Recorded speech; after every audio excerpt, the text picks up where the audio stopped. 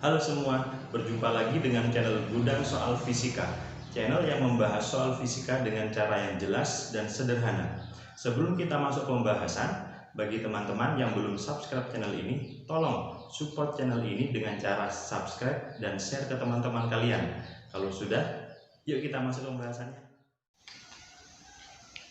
Pembahasan soal vektor model pertama. Perhatikan gambar-gambar gaya berikut ini. Resultan ketiga gaya tersebut adalah berapa?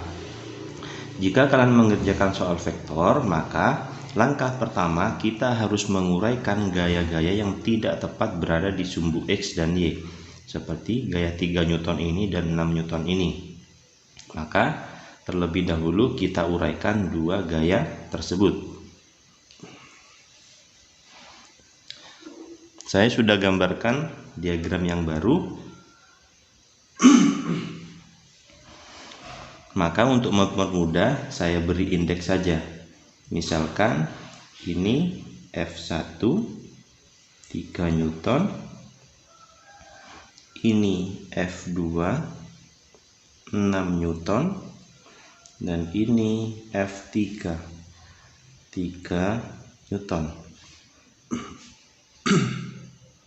Kemudian sudutnya ini 60 derajat. Maka untuk menguraikannya kita harus tarik garis ke sumbu X dan sumbu Y.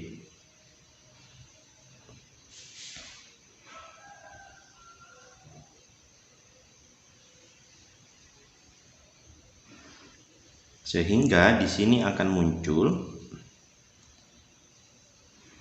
F1X, F1Y, F2X, F2Y. Biasanya adik-adik bingung yang mana yang sisi yang menggunakan sin, yang mana yang menggunakan cos. Maka untuk mempermudahnya kalian ingat-ingat saja kalimat ini. In the cos.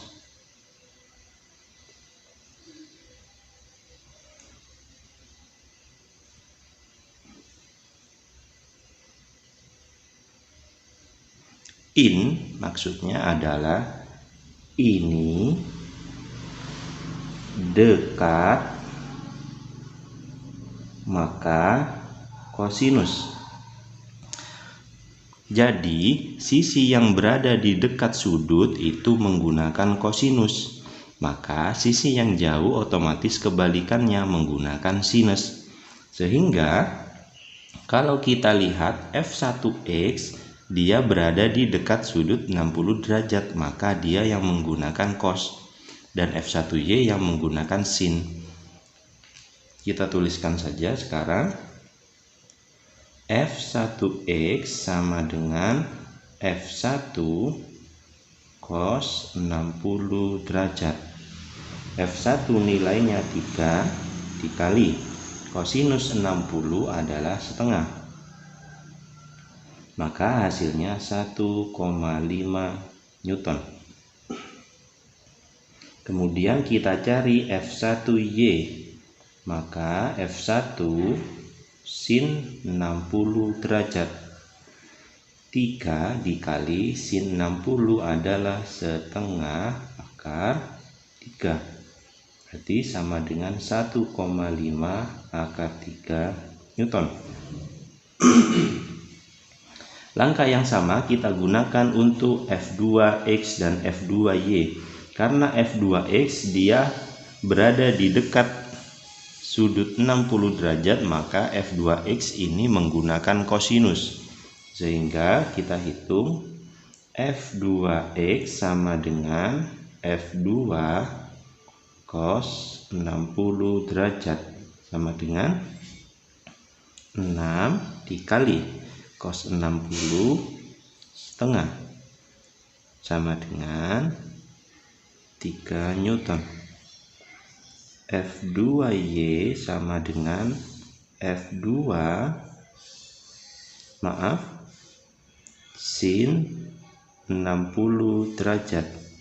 Maka 6 dikali sin 60 setengah akar 3. Maka hasilnya 3 akar 3 Newton. Setelah kita cari semua, maka sekarang kita tinggal jumlahkan sumbu-sumbu vektor yang ada di sumbu-sumbu X dan Y, yaitu sigma Fx sama dengan, kalau kita lihat gaya yang ada di sumbu X ada F1X dan F2X, kemudian ada F3. Yang ke kanan bernilai positif, yang ke kiri bernilai negatif. Maka F1X dan F2X bernilai positif, F3 bernilai negatif.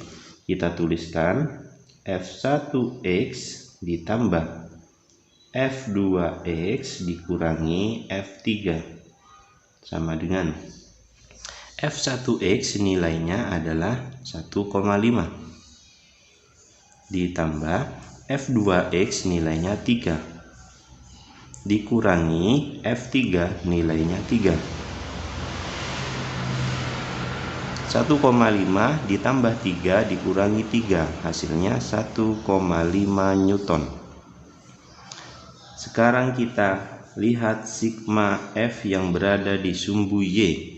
Yang berada di sumbu Y hanya ada F1Y dan F2Y. Yang ke atas bernilai positif, yang ke bawah bernilai negatif.